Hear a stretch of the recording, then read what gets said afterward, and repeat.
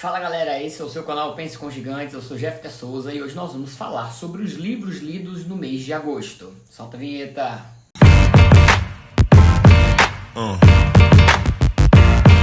Yeah. Yeah.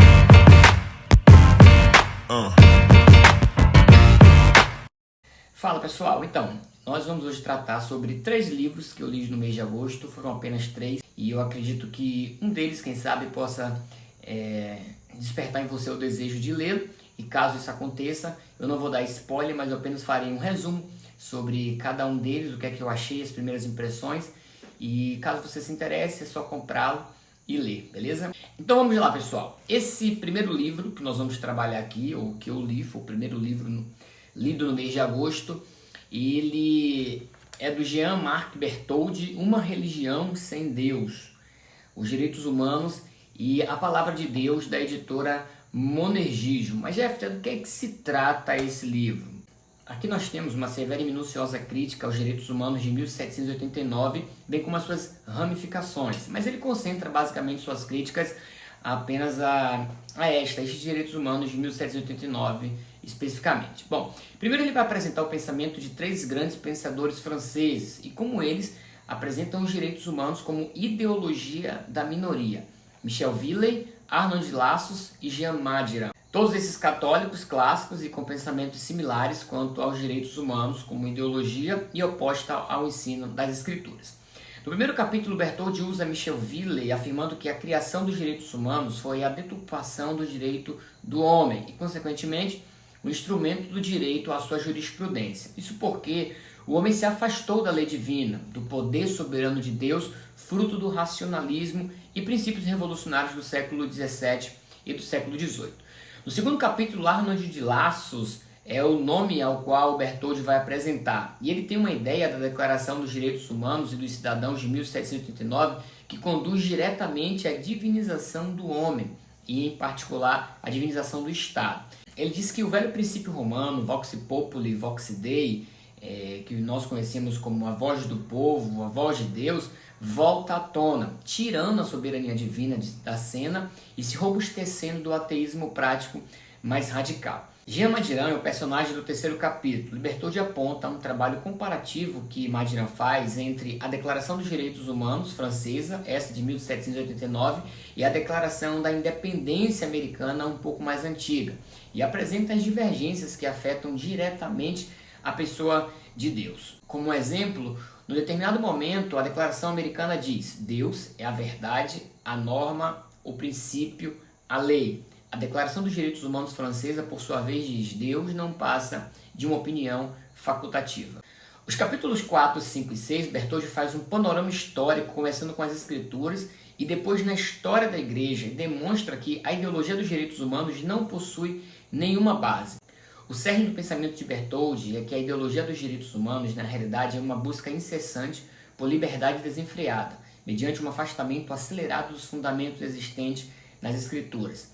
A busca dos direitos humanos como ideologia das minorias legitima direito a uns, tirando o direito dos outros, ou do todo, o que parece ser uma contradição em si mesmo. O segundo livro lido foi Cristianismo na Universidade, a prática da integração da fé cristã à academia, do reverendo Augusto Nicodemos, editora Vida Nova. Com uma escrita fácil e argumentos bem explicados, como quem é leitor assíduo do Augusto Nicodemos já conhece, ele trabalha diversos problemas que as universidades não confessionais apresentam e os alunos não cristãos precisam estar atentos para não serem induzidos a cair nas armadilhas da pós-modernidade. O livro é dividido em 8 partes e, em cada uma delas, ele trabalha assuntos relacionados com esses temas propostos. Então são temas como cosmovisão, autonomia, confessionalidade e liberdade, verdade e pluralidade, cristianismo, ciência e pesquisa, cristianismo e sociedade, Deus e ateísmo, ética e, por fim, o último tema dele é responsabilidade social.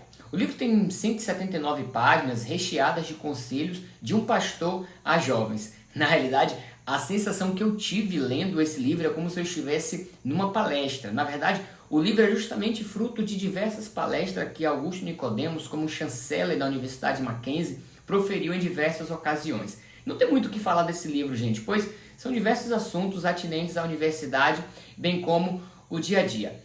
Então, basicamente, é você comprar e ler, principalmente você que está iniciando na universidade ou você mesmo que está na escola, né, não confessional. Acredito que esse livro é muito bom para você ter um panorama geral de como as instituições escolares estão, de uma forma ou de outra, repleta de pessoas com pensamentos que não condizem com as escrituras. Vale a pena a leitura, tá?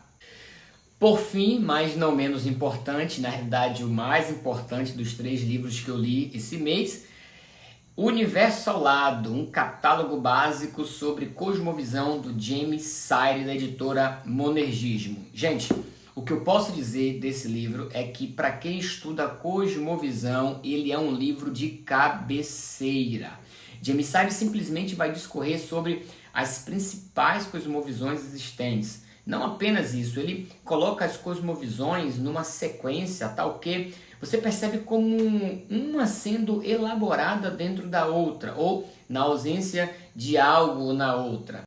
Mas existe um esqueleto que ele usa para discorrer sobre essas cosmovisões. Esse esqueleto são 8 perguntas que serão respondidas em todas as cosmovisões. Então, é basicamente um manual como pensam sobre Deus, mundo, ser humano, a relação entre Deus e o ser humano, a origem de tudo e o fim de tudo. É simplesmente fantástico, pessoal, navegar nessas cosmovisões. Ele começa com o teísmo, depois como o deísmo é construído dentro do teísmo. Após isso aparece o naturalismo como base da antítese ao teísmo e suporte para o niilismo e existencialismo na sequência.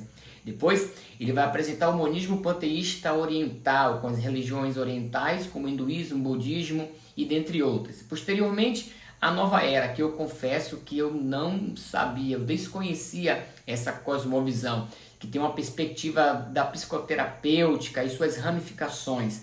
A nona cosmovisão é a pós-modernidade, que pode ser ou cosmovisão ou uma subcategoria da cosmovisão naturalismo, encerrando com o teísmo islâmico. É realmente fascinante a leitura desse livro, mas é preciso estar com a mente saudável, porque é tanto argumento, correlações e associações que você pode ficar um pouco tonto.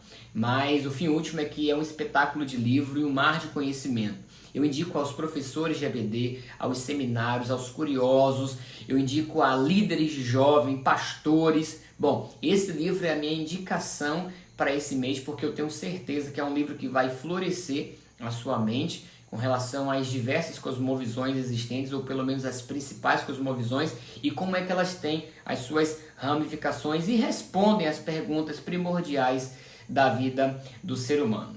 E você, quantos livros você leu em agosto e quais foram? Deixa aqui nos comentários, vamos discutir um pouquinho sobre os livros que você leu. Quem sabe eu tenho um entendimento diferente ou possa te ajudar com a compreensão de algum livro.